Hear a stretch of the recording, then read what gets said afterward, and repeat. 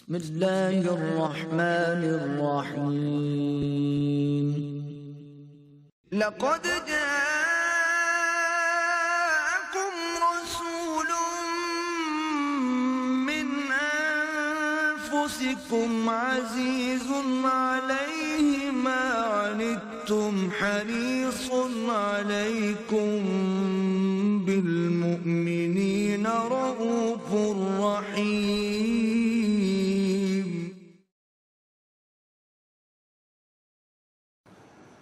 نحمده ونصلي على رسوله الكريم رب اشرح لي صدري ويسر لي امري واحلل عقدة من لساني يفقهوا قولي اللهم ربنا الهمنا رشدنا واعصمنا من شرور انفسنا اللهم ارنا الحق حقا وارزقنا اتباعه وارنا الباطل باطلا وارزقنا اجتنابه آمین یا رب العالمین۔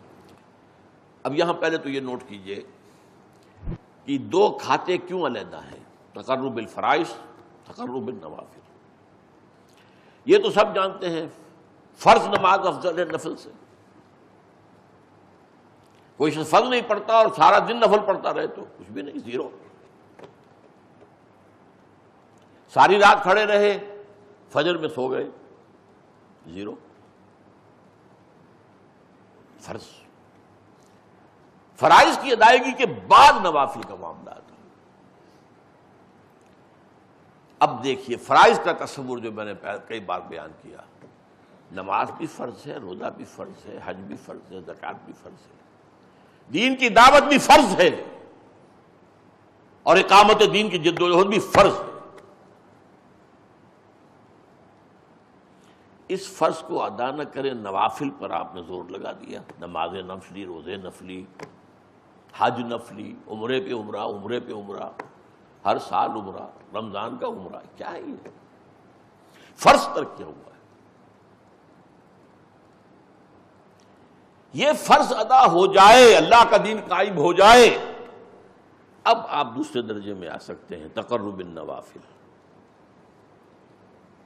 اس لیے کہ وہ نظام خلافت قائم ہو گیا، اب دین کی مزید دعوت اس کے ذمہ ہے۔ اب دین کو بقیہ دنیا میں غالب کرنے کی جد و جہد اس کے ذمہ ہے۔ انڈیویجولز آر ایبسولوڈ، وہ بری ہو گئے۔ ہاں کسی موقع پر اس نظام خلافت کی طرف سے مطالبہ آئے کہ 10,000 آدمی چاہیے فلاں محاذ کے لیے، 10,000 نکل آئے، باقی جو آرام سے کرو گے سوئیں رات بھر کھڑے رہیں، علمی کام میں لگے رہیں، روحانی جد و جہد کریں، سب جائز، لیکن کب؟ جب دین قائم ہو چکا ہو۔ یہ ہے جو کانٹے کی بات سمجھنے کی۔ یہ تقرب اللہ تعالی نے فرمایا مجھے سب سے زیادہ محبوب ہے، احب الیہ۔ اب یہاں جو ہے یہ بات میں آپ سے عرض کر دوں کہ اب ہم آ رہے ہیں ایک بہت خطرناک موضوع کی طرف۔ اس قرب کا کس حد تک معاملہ ہو سکتا ہے اللہ کے ساتھ؟ یہ حدیث بخاری کی نہ ہوتی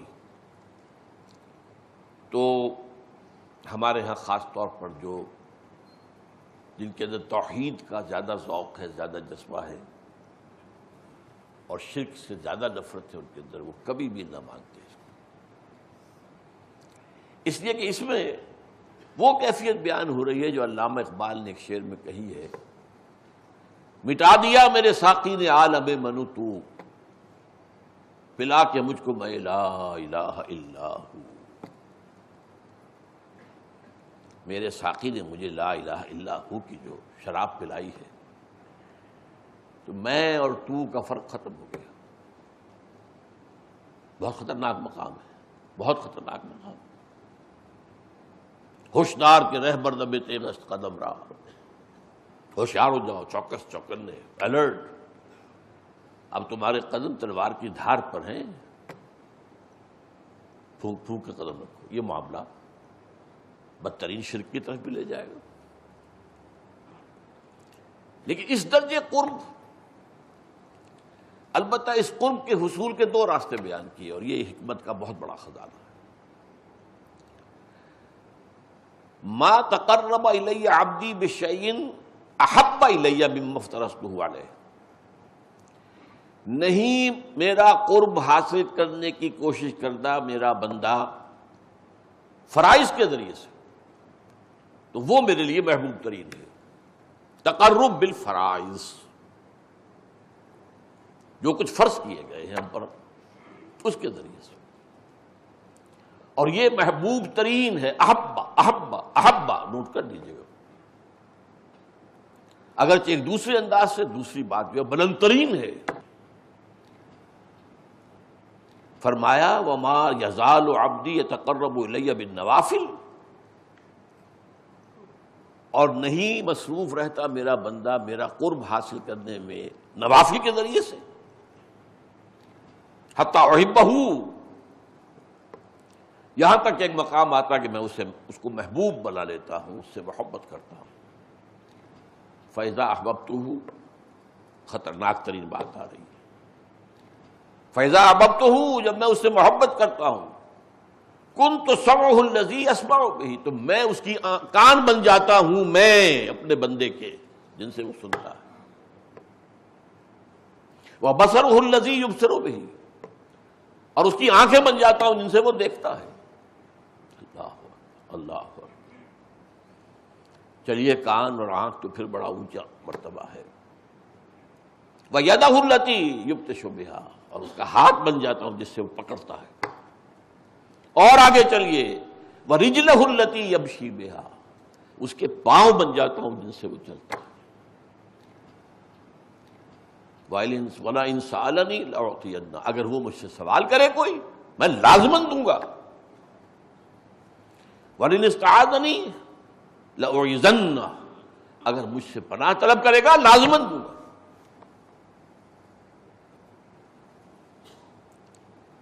اب یہاں تو من و تو کا معاملہ تو ختم ہو گیا. اس درجے قرب، اس انتہا کا قرب. اب ظاہر بات ہے کہ یہ موضوع وہ ہے جس سے مسلمان صوفیہ نے بحث کی ہے. یہ بہرحال فقہا کا میدان نہیں ہے. یہ تو جس کو ہم عام طور پر تصوف کہہ دیتے ہیں، جس کی میں نے نفی کی اپنی تقریر میں، تصوف کا کا لفظ نہ قرآن میں ہے نہ حدیث میں ہے. یہ نئی اصطلاح ہے، اور اس میں بہت سے اس نئی بات کے ساتھ، نئے عنوان کے ساتھ بہت سی نئی چیزیں بھی اسلام کے باہر سے آ کر شامل ہو گئی ہیں جو مروجہ تصوف ہے اس میں. لیکن ایک حقیقی تصوف بھی ہے. وہ کیا ہے؟ اللہ کا قرب، مزید مزید مزید مزید مزید. جیسے وہ حدیث ہم نے پڑھی تھی حضرت معاذ بن جبل کی، جب باقی سب لوگ اونگ رہے تھے سفر تبوک میں جاتے ہوئے، اور ان کی اونٹنیاں ادھر ادھر جو ہے وہ منتشر ہو گئی تھی، ترتاؤ چر بھی رہی تھی، ناشتہ بھی کر رہی تھی، میں کہا کرتا ہوں صبح کا وقت تھا نا، اور یہ کہ چلتی بھی تھی. تو سب لوگ ادھر ادھر دور ہو گئے. تو حضور نے دیکھا حضرت معاذ عصر میں آپ کی اونٹنی نے، حضرت معاذ کی اونٹنی نے ٹھوکر کھائی. بالکل ساتھ ہی حضور کی اونٹنی تھی، وہ اس نے بھی ٹھوکر کھائی یا بدک گئی. وہ ٹھوکر کھانے سے معاذ کی اونٹنی بدکی تو وہ بھی بدک گئی. اس پر حضور نے اپنا پردہ اٹھایا، دیکھا آس پاس کوئی بھی نہیں. بہرحال وہ تفصیل کہ ہم پڑھ چکے ہیں حدیث. اس کے ضمن میں یہ بات آتی ہے کہ حضور حضرت معاذ چونکہ قریب تھے، دیکھا آپ نے، فرمایا ادنو دونک، اور قریب آ جاؤ، اور قریب آ جاؤ، اور قریب آ جاؤ. تو اتنے قریب ہو گئے کہ دونوں کی اونٹنیاں جو ہے آپس میں رگڑ کھا رہی ہیں. تو اللہ سے اور قریب اور قریب اور قریب اور قریب. یہ تقرب جو ہے یہ اولیاء اللہ کے کرنے کا کام ہے، جس کو اس حدیث کے شروع میں ذکر کیا گیا. من عادى لی ولیا فقد آذنتہ بالحرب، جس نے میرے کسی ولی سے دشمنی رکھی اس کے خلاف میرا اعلان جنگ. اب دیکھیے یہاں میں نے کہا تھا کہ یہ صوفیہ کا ایک معاملہ ہے جو ان احادیث پر غور کرتے ہیں، اور ان میں ایک بہت بڑی شخصیت ہے ابن عربی. ان کی طرف جو چیزیں سب منصوبے میں انہیں کہتا ہوں پتہ نہیں صحیح ہے ان کی طرف نسبت یا غلط ہے، اس لیے کہ جب آسمانی کتابوں میں تحریف ہو گئی تو ان کی کتابوں میں کیوں نہیں ہوگی؟ جب تورات میں تحریف ہو گئی، جب انجیل میں تحریف ہو گئی، جب احادیث میں تحریف ہو گئی، جھوٹی حدیثیں گڑھی گئی ہیں، حضور کی طرف منسوب کی گئی ہے، ان کتابوں میں بھی کچھ لوگوں نے داخل کر دی ہیں اپنے نظریات، لیکن اس حدیث کے بارے میں جو بات وہ کہتے ہیں وہ بڑی عجیب ہے، بہت بہت گہرائی والی ہے۔ ان کی کتاب ہے فصوص الحکم، اور اس میں ایک نبی کے حوالے سے وہ کچھ اپنے مکاشفات کر رہے ہیں، جیسے جاوید نامہ اقبال کی ایک نظم ہے، مختلف افلاک پر مختلف گزرے ہوئے لوگوں سے ملاقاتیں، ان سے گفتگو۔ اسی طریقے سے دوسری زبانوں میں بھی اس طرح کے معاملات ہیں، تو یہ فصوص اسی اعتبار سے۔ تو فصل لوطیہ جو ہے حضرت لوط علیہ السلام کے اس معاملے پر جب وہ کچھ اپنی باتیں بیان کر رہے ہیں تو عجیب بات کہتے ہیں۔ اس حدیث کا جو پہلا حصہ ہے وَمَا تَقَرَّبَ إِلَيَّ عَبْدِي بِشَيْءٍ وَأَحَبَّ إِلَيَّ مِمَّا افْتَرَضْتُهُ عَلَيْهِ، اس کے ضمن میں کہتے ہیں کہ اس کا نتیجہ کیا ہے کہ میرا بندہ میرا ہاتھ بن جاتا ہے جس سے میں پکڑتا ہوں، میرا بندہ میری ٹانگیں بن جاتا ہے جن سے میں چلتا ہوں، میرا بندہ میری آنکھیں بن جاتا ہے جن سے میں دیکھتا ہوں، میرا بندہ میرے کان بن جاتا ہے جس سے میں سنتا ہوں۔ بات وہی آئی ہے، وہی قرب، انتہائی قرب۔ مٹا دیا میرے ساقی نے عالم من و تو، یہ قرب کی انتہا۔ نوافل کے ذریعے سے کیا ہوگا؟ یہ اونچی منزل ہے کہ میں اپنے بندے کا ہاتھ بن جاتا ہوں، میں اپنے بندے کے پاؤں بن جاتا ہوں، میں اپنے بندے کی آنکھیں بن جاتا ہوں، میں اپنے بندے کے کان بن جاتا ہوں۔ اور وہاں کیا ہے جو احب ہے، احب محبوب تو یہ بھی ہے دوسرا، لیکن احب وہ ہے جو فرائض کے ذریعے سے کر رہا ہے، اور اس کے بارے میں آیا وہ میرا ہاتھ بن جاتا ہے جس سے میں پکڑتا ہوں۔ یہ ان کا قول ہے، حدیث کے الفاظ نہیں ہے، ابن عربی کا قول ہے کہ وہ تقرب اللہ کی طرف بالفرائض جب ہوتا ہے تو بندہ اللہ کے ہاتھ بن جاتا ہے جس سے وہ پکڑتا ہے، پاؤں بن جاتا ہے جن سے اللہ چلتا ہے، کان بن جاتا ہے جن سے اللہ سنتا ہے، آنکھیں بن جاتا ہے جن سے اللہ دیکھتا ہے۔ یہ اصل میں تقرب بالفرائض کا مقام ہے۔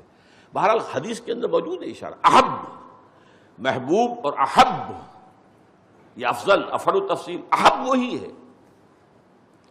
البتہ کیا ہمیں حضور کے صحابہ میں وہ نقشہ نہیں ملتا جو آپ کو صوفیہ اور اولیاء اللہ کی کہانیوں میں ملتا ہے، ان کے مکاشفات، ان کی کرامات، ان کا فلاں، ان کا یہ، صحابہ میں تو نہیں ملتا، ذکر ہی نہیں ہے۔ وہ اصل میں تقرب الفرائض میں لگے ہوئے تھے، انہوں نے دین غالب کیا ہے، جانے دیے، وہ محبوبیت پر ہیں، بلند ترین محبوبیت پر ہیں۔